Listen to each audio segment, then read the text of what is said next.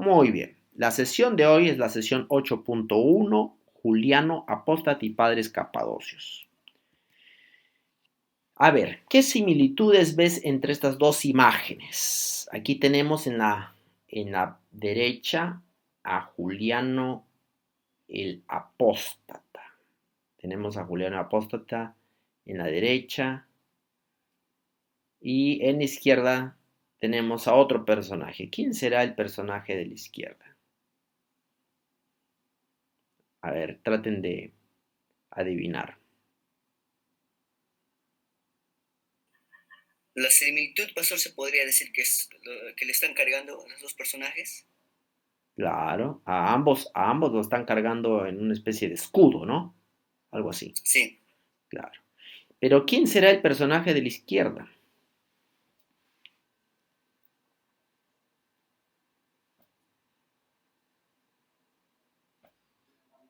A Bueno, ver, ahí algún... dice que es el apóstata, Juliano. Ya, el Julián el apóstata es el de la derecha, eso es cierto. Pero el de la izquierda no es Julián. ¿Quién será el de la izquierda? Augusto, pastor. No, no es Augusto. A ver, veamos un poquito cuando tú ves a una moneda, les enseño algo acerca de numística, ¿ok? Hay varias cosas que uno tiene que observar. Eh, en primer lugar, uno tiene que observar el material en el cual está hecho, la perfección con la cual está hecho. Esta es una perfección de una moneda de tiempos recientes, hablamos 200 años atrás, cuando, cuando las monedas se podían fabricar con más precisión. Ustedes ven las letras muy bien escritas y todo. Monedas mucho más antiguas no estaban tan nítidamente diseñadas. Así que este tipo de moneda podría tener alrededor de algo de casi 200 años, vamos a ponerle algo así, ¿no? Un aproximado.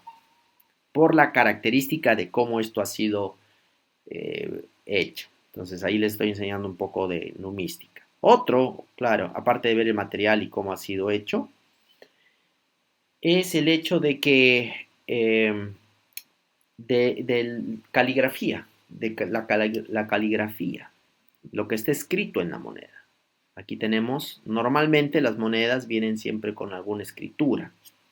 ¿Ok? ¿Qué lenguaje es este? ¿Qué lengua es esta? ¿El latín, pastor? Latín. Ok, Latín. latín. Ok, este es latín. Interesante, ¿no? Es latín. Bueno, claro, este es un latín un poquito más reciente, ¿no? Pero sí es latín. Ok, aquí tenemos latín. Otro, tenemos que ver la iconografía. La iconografía se refiere a lo que está representado, al dibujo mismo. Entonces, en el dibujo nosotros tenemos que encontrar algunas características. ¿Qué cosa tiene aquí este hombre? ¿Qué es esto? Una espada. Una Algo por el espada, lado. ¿vale? ¿No? Una especie de espada. Eh, ¿Qué tipo de botas, no? Mira las botas. Tienes que mirar las botas. Mira el cetro que tiene aquí el que está siendo alzado. Especie de cetro. Son estas imágenes de muy antiguas, de antiguos gobernantes de la época de Juliano. Este tipo de botas, mira el cabello, ¿no? Muy bien cuidado, ¿no? Un poco. Esto es característica de una monarquía o francesa o un poco más de tiempos recientes. El que está acá es Napoleón Bonaparte. Ese es Napoleón Bonaparte. Napoleón Bonaparte. Él es el que está aquí en la izquierda. Ajá, Napoleón Bonaparte. ¿Y por qué creen que ambos están siendo llevados encima de un disco? de un escudo.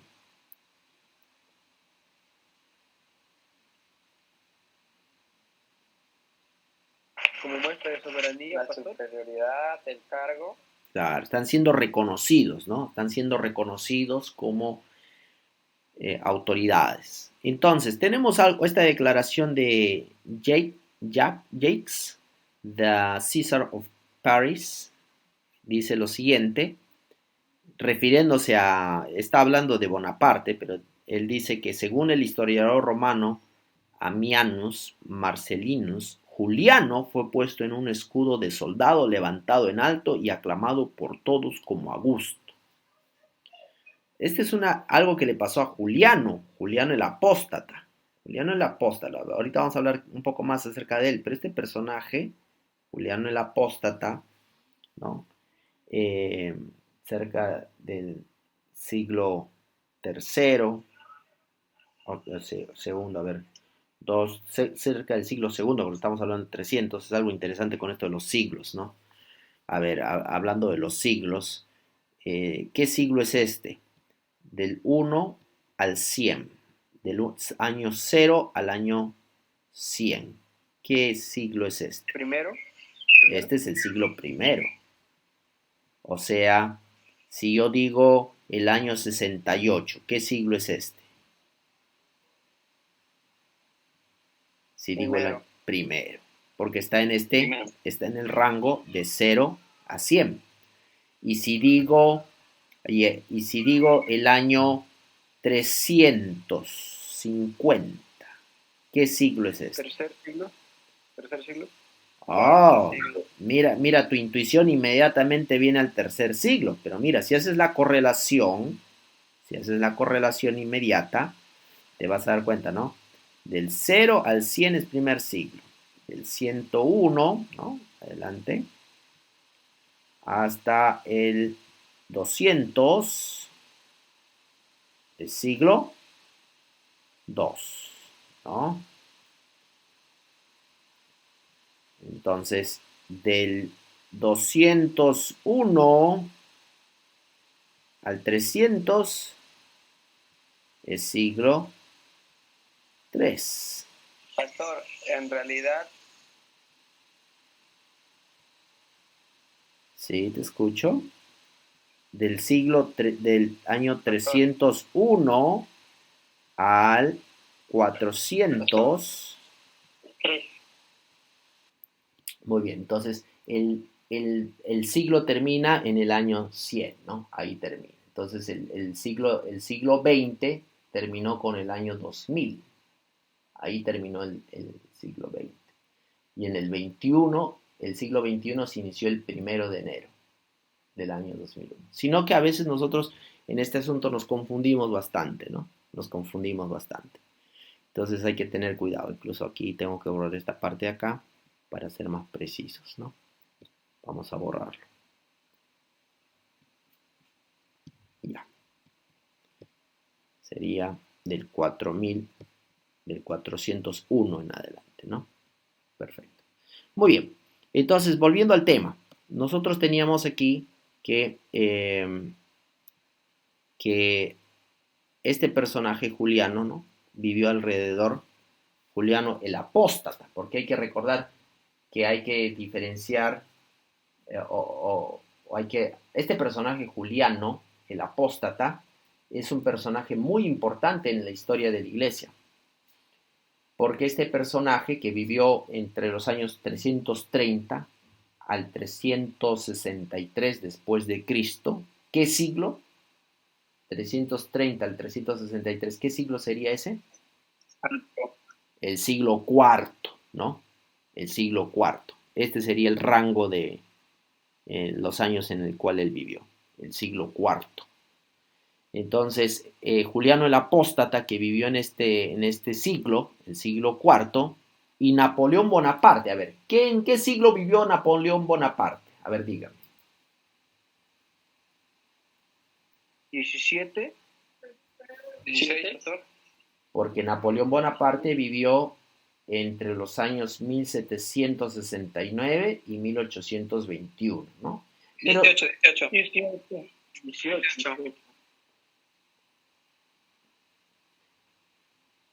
Él vivió en el siglo XVII o XVIII. Entonces podríamos decir, bueno, él nació, 19, ambos. podríamos 18 y decir, 19, dos. ya, entonces, a ver, el año 1995, ¿qué siglo es? 20. 20, 20, pastor. ya. Y 1895, ¿qué año es? Estoy retrocediendo un siglo. 19. Ya, Siglo. 19. Entonces Napoleón Bonaparte no vivió en el siglo, o sea, el últimos días de su vida en el siglo XIX, entre el siglo XVIII y el siglo XIX, ¿no? Esos son los años en los cuales vivió Napoleón Bonaparte, ¿no? 18 y 19. Ok, entonces, ¿cuántos siglos de diferencia entre ambos personajes? Muchos siglos de diferencia. Pero la costumbre de llevar a este personaje en el escudo es una costumbre que se transmitió mucho en esta tradición, ¿no? En esta tradición Frankish. La tradición Frankish es la tradición, en inglés dice la tradición Frankish, ¿cómo sería? La tradición franca. La tradición franca es la tradición la, que dio lugar al pueblo de Francia, ¿no? Entonces, Napoleón francés, ¿no? Y esta tradición por algún motivo se transmitió mucho en Francia también, ¿no? Así es. Muy bien, interesante. Entonces, a veces hay algunas costumbres que permanecen en el tiempo, como vemos aquí, ¿no? Que son costumbres muy antiguas y que permanecen en el tiempo. Muy bien. Bueno, vamos entonces a Juliano el Apóstata. Hay un libro que es muy antiguo para nuestras referencias ahora, pero me parece bastante útil. Estamos hablando de este libro de Campuzano y Martínez del Romero, Historia Universal Antigua y Moderna, formada principalmente con las obras de los célebres escritores El Conde de Sur, Antequil y Lesague. Este libro está disponible en internet online, pero ya es un libro antiguo. Pero ¿a dónde voy? ¿Por qué lo menciono? Tiene varias libros, es una enciclopedia prácticamente de una colección de varios libros. Y esto me lleva a la siguiente reflexión. Hoy día en las escuelas no se está estudiando historia universal.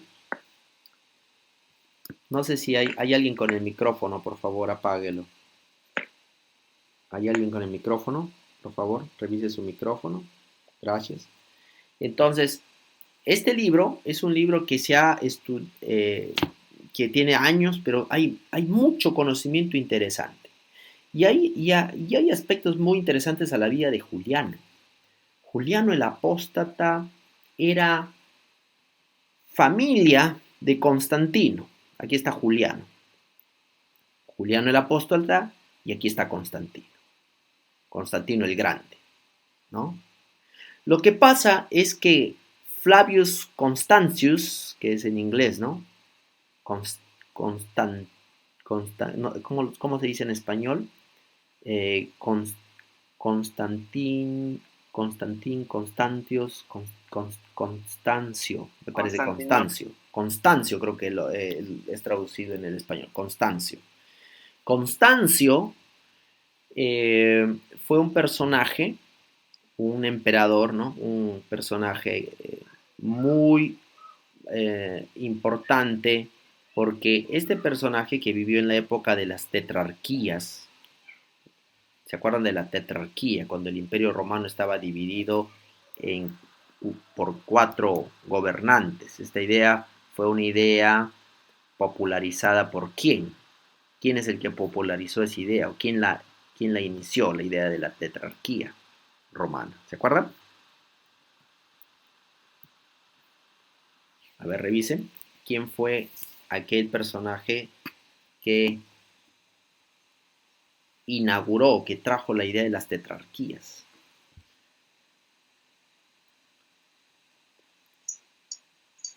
Diocleciano. Diocleciano.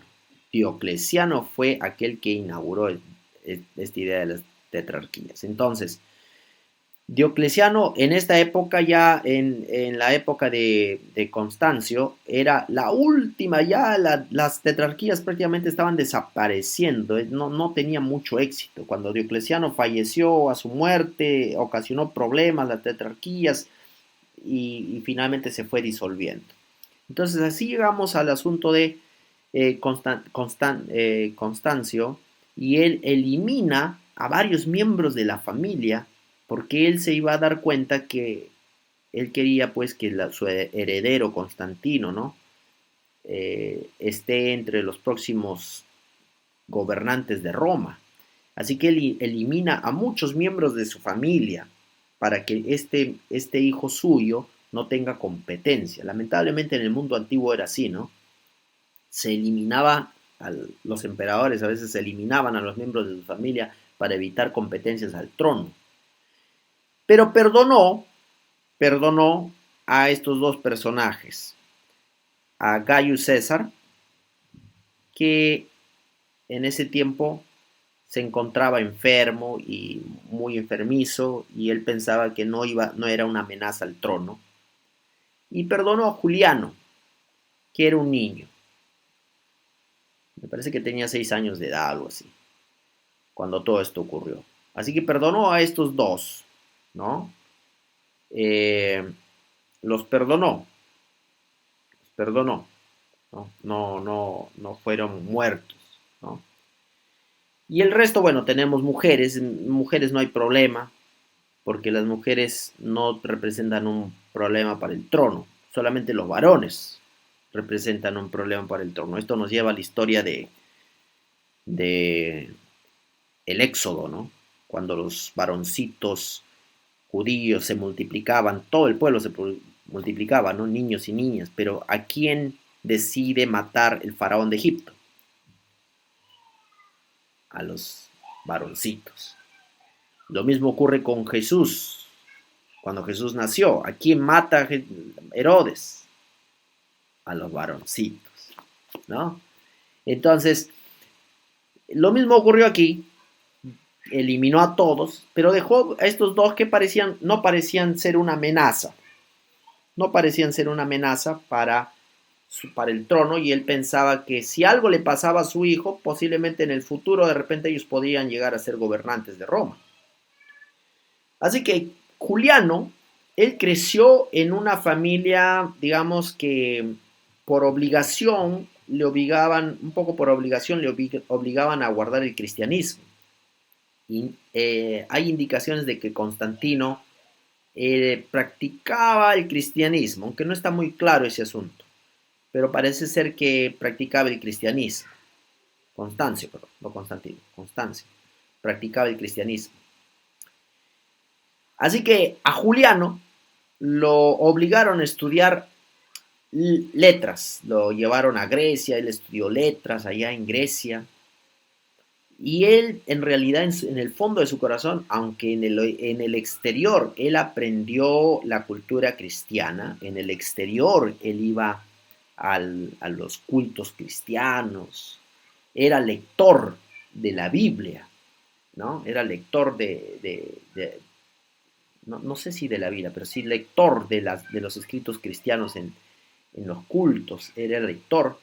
Él aprendió mucho de la cultura cristiana y parecía un cristiano. En la apariencia, él aparentaba ser cristiano, pero muchos historiadores dicen que en el fondo de su corazón él era pagano. En realidad, en secreto, él adoraba a sus ídolos, a sus dioses.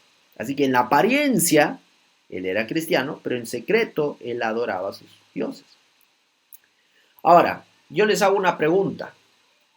Si Juliano sabía que Constantino cristiano, ¿no?, mandó a matar a toda su familia, ¿qué clase de sentimientos podría tener Juliano hacia Constancio? ¿Qué clase? A ver. Rencor. Rencor, ¿no? Lo último que quisiera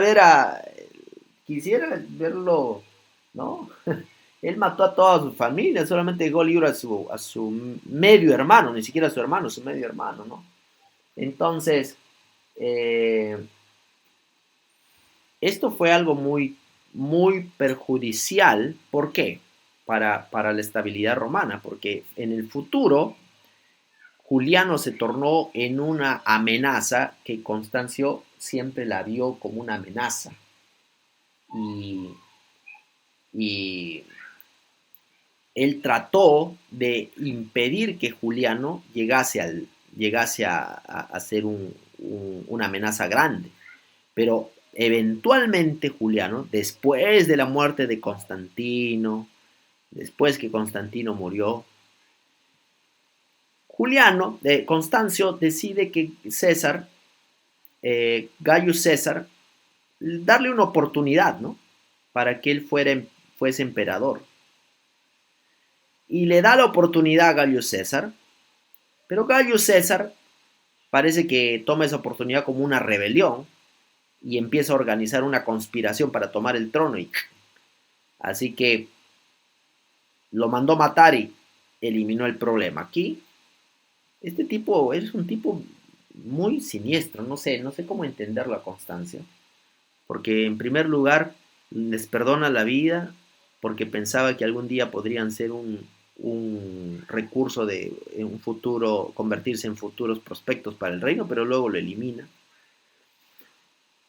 Finalmente Juliano, que era un tipo más dedicado a las letras, era un filósofo. En realidad Juliano era un filósofo, le encantaba estudiar libros de historia, libros de filosofía. Él vivía envuelto en la filosofía, él era filósofo en naturaleza.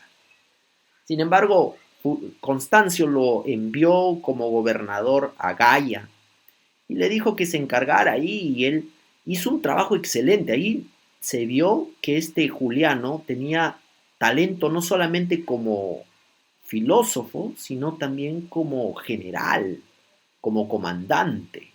Tenía mucho talento, tenía demasiado talento. Entonces, al punto de que hacía los ejercicios, él era uno de estos que creían que el general debía salir con su ejército al frente de la batalla. Él no mandaba a sus tropas, sino él iba adelante con las tropas para inspirar. Comía lo que su tropa comía, una lección importante para el pastorado, ¿no? Comía lo que su tropa comía, vivía con su tropa, incluso aprendió, me parece que hay una danza muy característica de los que practicaban aprendían el arte de la guerra, y él aprendió, y él dijo, qué tal obra para la de un filósofo, aprender este tipo de cosas? Y así que, siendo filósofo en naturaleza, digamos, porque le gustaba la filosofía, las letras, ¿no? Ese era su mundo. Lo obligaron a ir a Gaia a encargarse del ejército y él hizo un trabajo excelente. En ese momento, Constancio siente la amenaza. Él siente la amenaza de que este hombre un peligro para su imperio, y marcha contra él, pero demasiado tarde muere, ¿no? Muere. Eventualmente Juliano llega a convertirse en emperador, aunque en realidad esto no le gustaba, no era su obra favorita la de ser un emperador. Pero siendo que ahora era emperador, él quería acabar con toda esta tradición del cristianismo que Constancio había dejado. Él quiso eliminar el cristianismo. Adiós el cristianismo. Quiso eliminarlo. No quiero saber nada del cristianismo. Hay que eliminar el cristianismo. Y él dice, hay que volver a adorar a nuestros dioses, hay que volver a la adoración. Los templos están abandonados, porque hay que recordar que con Constantino los templos paganos habían sido saqueados. Toda la riqueza de estos templos paganos había sido saqueada y llevada a los lugares de adoración cristiana. y también no solo eso, sino a enriquecer el mismo imperio en realidad, ¿no? Habían sido saqueados para enriquecer el mismo imperio, para los lugares que Constantino tenía ahí. Entonces, daba pena ver a un sacerdote pagano en los días de Constantino, porque muchos de estos hasta habían llegado al punto de mendigar, ¿no? Andaban con ropas totalmente desgastadas, con poco sustento para comer. El paganismo estaba muriendo completamente. Constantino había traído esta época de muerte, muerte al paganismo, ¿no? Y Juliano vio una oportunidad de restaurar el paganismo y de eliminar el cristianismo. Ojo, Juliano nunca persiguió al cristianismo. Él fue más astuto. Él trató de prohibirle a los cristianos de que aprendieran las letras, la oratoria, los clásicos griegos. ¿Por qué les prohibía? A ver, ¿por qué ustedes creen que Juliano decidió prohibirle a los cristianos de que aprendieran la filosofía griega, los clásicos griegos? ¿Por qué? Porque así no podían defenderse. Digo, ¿no? Me parece que los primeros cristianos trataron de defender que el cristianismo era cierto y se valieron incluso de los filósofos griegos. Si ya no tenían eso, ¿cómo se defendían? Sería una religión absurda. Así es, así es. Los cristianos tenían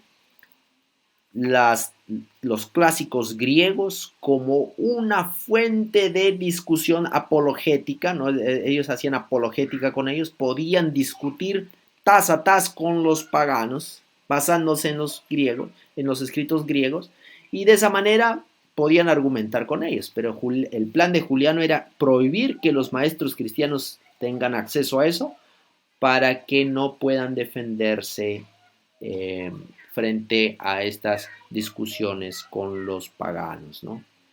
Qué interesante. Bueno, algo parecido ocurre hoy en nuestros días, queridos jóvenes. La educación es algo que nosotros necesitamos tener acceso a la educación. Los cristianos necesitamos tener acceso a la educación. No solo los cristianos, todas las religiones, musulmanes, todos necesitan tener acceso a la educación. Pero a veces se tiene miedo de que un grupo tenga acceso a la educación, porque teniendo acceso a la educación, pues va a generar, ¿no?, el remecimiento de algún aspecto de nuestras estructuras políticas. Y así que hay gobernantes que a veces tienen temor a que el pueblo sea educado, se entere, ¿no? Así que, bueno, una táctica interesante ahí, Julián, no impedir que los cristianos tengan acceso o formen a otros en la literatura clásica, ¿no?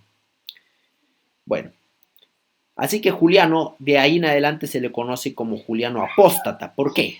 Porque a pesar de que él en el exterior había practicado el cristianismo, muchos habían visto que Juliano es cristiano, había estado en los cultos, ¿no? En su corazón él no era cristiano, para nada.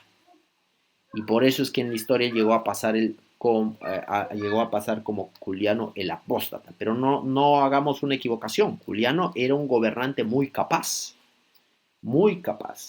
que trataba de seguir la lógica helenística, ¿no? Y trataba de organizar su imperio de la mejor manera. Era un gobernante muy capaz, pero no era cristiano. No era cristiano, nunca lo fue de corazón.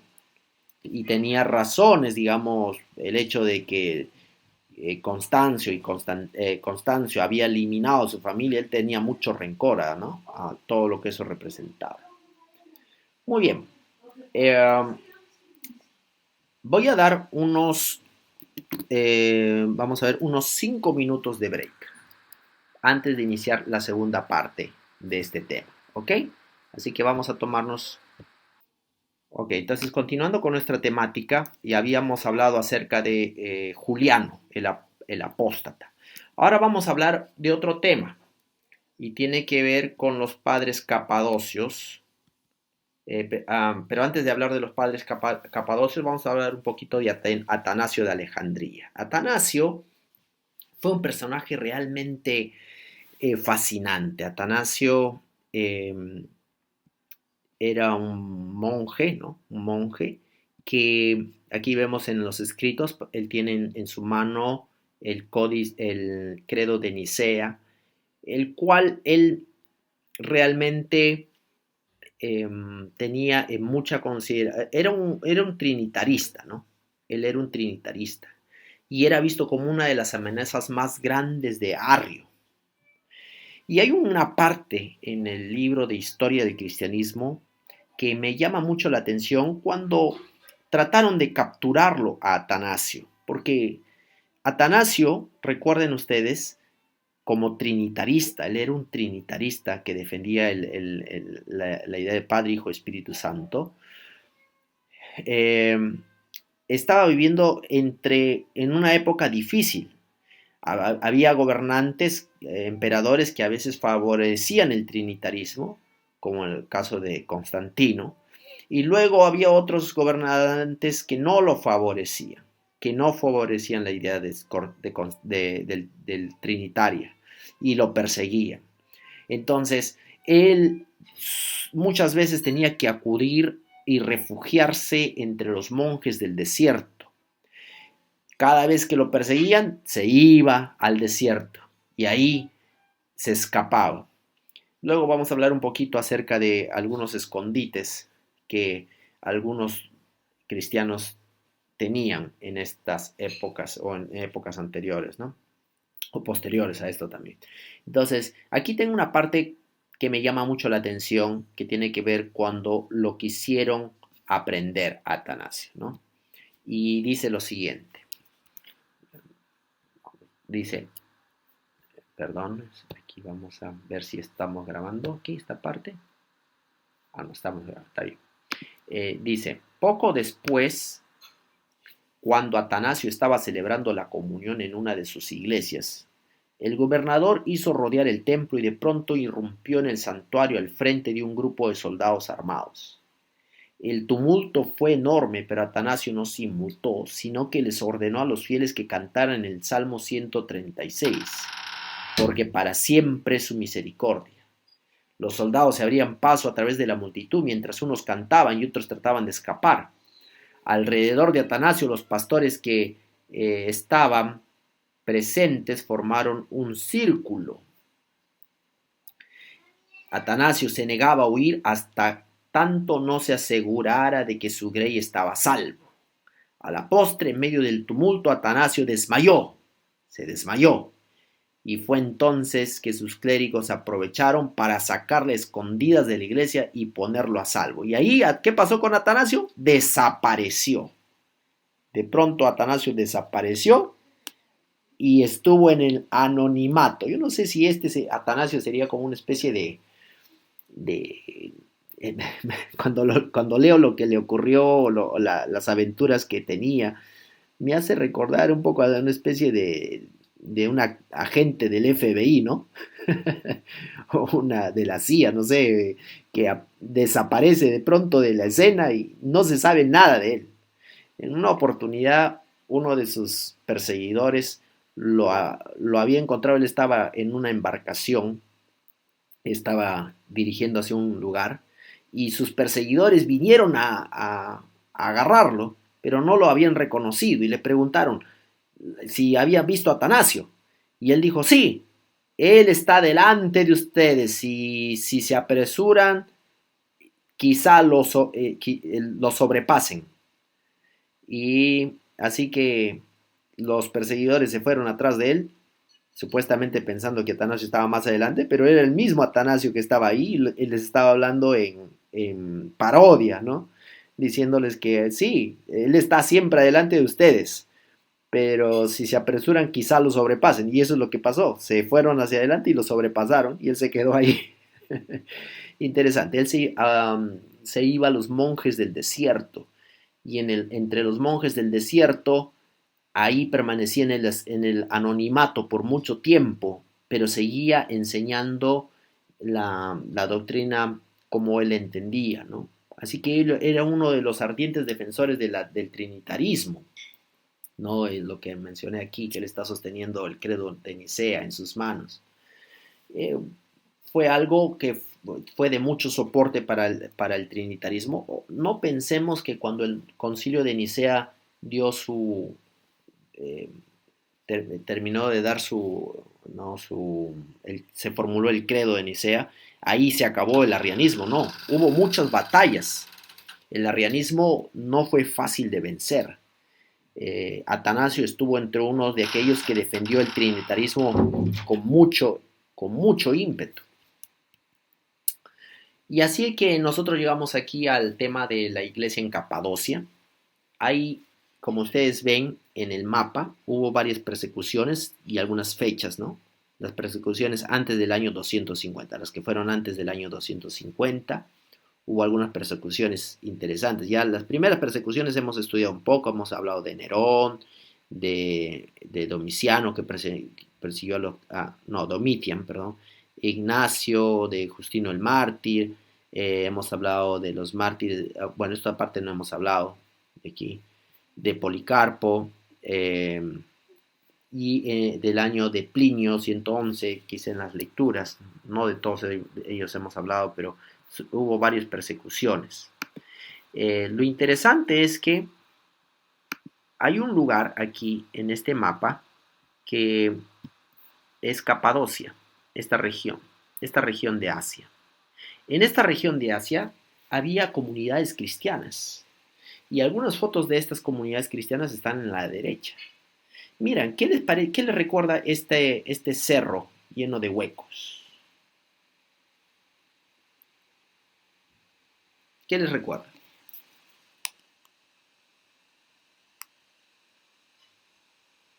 ¿Algo en especial? ¿Les recuerda algo en especial este cerro lleno de huecos? ¿Como tumbas? Pareciera tumbas, ¿no?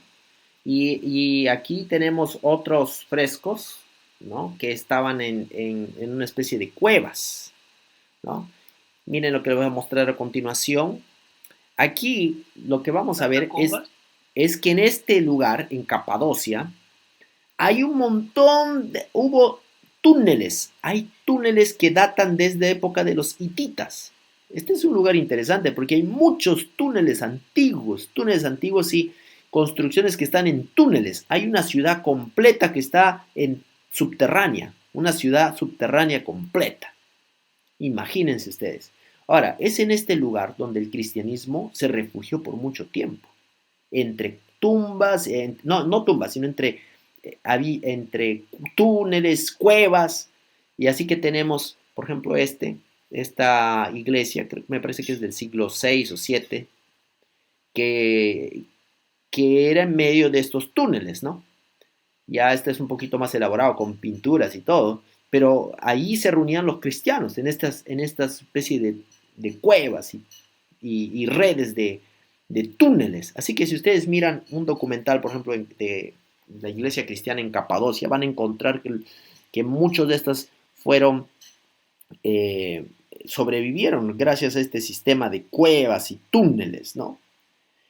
Bueno, obviamente representó un lugar perfecto, un refugio para el cristianismo, y que nos hace recordar, ¿no?, a las persecuciones que la iglesia cristiana tuvo por mucho tiempo, y cómo el cristianismo se escondía de sus perseguidores entre estas cuevas y túneles, ¿no? Entonces, tenemos aquí algo interesante, que hubo una familia de hermanos que se conocen como los padres de Capadocios. Y hay una mujer en especial que es Santa Macrina la Joven.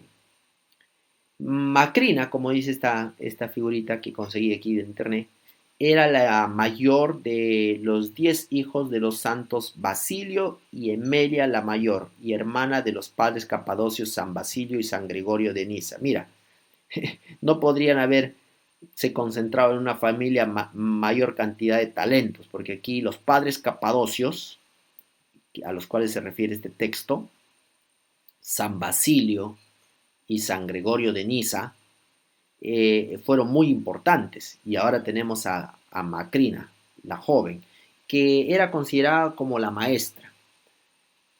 Un punto aparte, es interesante mencionar que la labor de la mujer, aquí voy a hablar un poquito acerca de la labor de la mujer, porque la iglesia habla mucho de la ordenación de la mujer en los últimos tiempos, pero la labor de la mujer era muy importante en el cristianismo temprano. El doctor Randy Junker ha tenido ya 2 exposiciones en las cuales él habla claramente de la labor de la mujer en el cristianismo temprano. La mujer tenía, en algunos casos, incluso parecía tener una especie de labor pastoral. Esta mujer, Santa Macrina, era considerada la maestra, a la cual Pastor, ¿sí? disculpe mucho. ¿Podría pasarnos algún material que hable sobre la función de la mujer en el cristianismo temprano, por favor? Sí, tengo justo un libro que podría mencionar cuando tenga tiempo lo voy a poner en el grupo, en el Classroom, de repente la información bibliográfica, ¿ok? Muchas gracias. Sí, entonces la mujer ocupaba un lugar fundamental, eso está completamente demostrado, no hay lugar a duda de eso. Otro punto importante es el hecho de que los padres de la iglesia en su mayoría eran casados. O sea, el matrimonio no era un problema en este punto. Estamos ya hablando después del concilio de Nicea. Los padres de la iglesia, los obispos, tenían familia y no había ningún problema en tener familia. ¿Ok? Así que a estos elementos que nosotros normalmente le atribuimos a los monjes cristianos, en realidad vinieron no tan temprano. El catolicismo, estos elementos fueron añadidos paulatinamente y posteriormente poco a poco. Pero las mujeres ocuparon una labor muy importante, muy importante.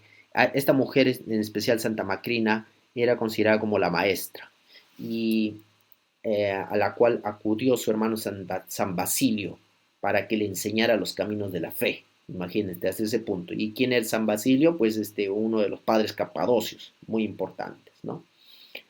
Eh, Aquí voy a leer algo que dice el texto de Justo González. Dice, el modo en que Macrina buscaba esa consolación, porque había dificultades en la familia, ¿no?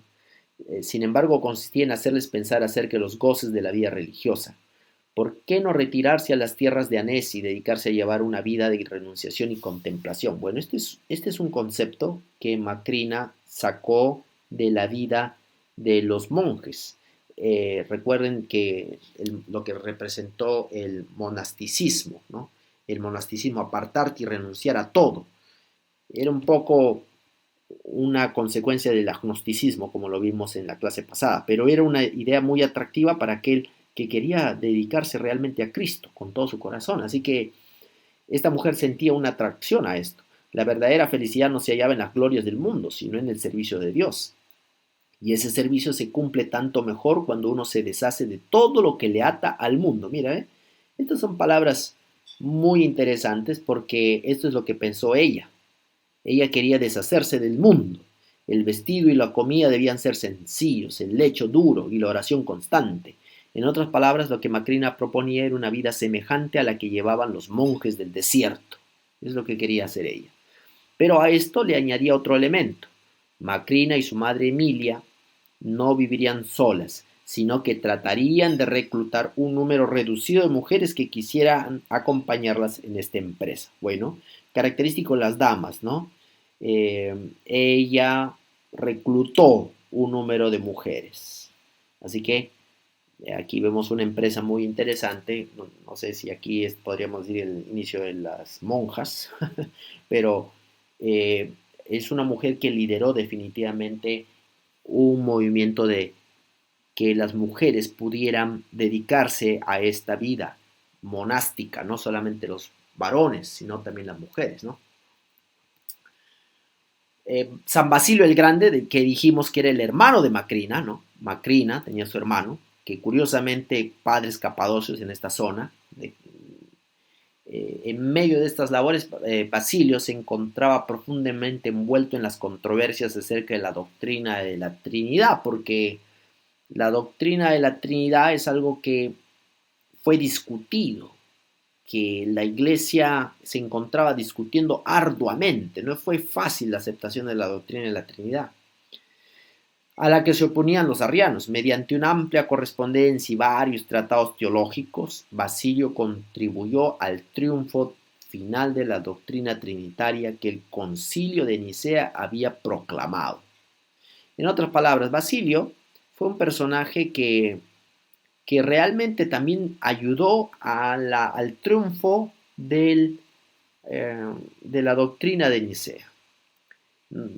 Ya hemos visto que la doctrina arriana fue difícil de combatir. Empero, al igual que Atanasio, porque Atanasio también estaba en esa empresa, no pudo ver ese triunfo final, pues murió pocos meses antes del que el concilio de Constantinopla. Hubo otro concilio en el año 381, confirmara la doctrina de Nicea. O sea, se requirió otro concilio para la confirmación de la doctrina de Nicea, que había ocurrido muchos años antes. En otras palabras, el triunfo del trinitarismo no fue algo sencillo, no fue algo que ocurrió pues inmediatamente, ¿no?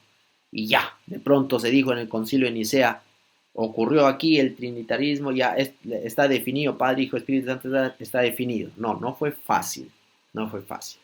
Muy bien, vamos a parar en este punto, porque luego hablaremos de Gregorio de Niza y otros temas, pero creo que este es un punto bueno para hacer un stop.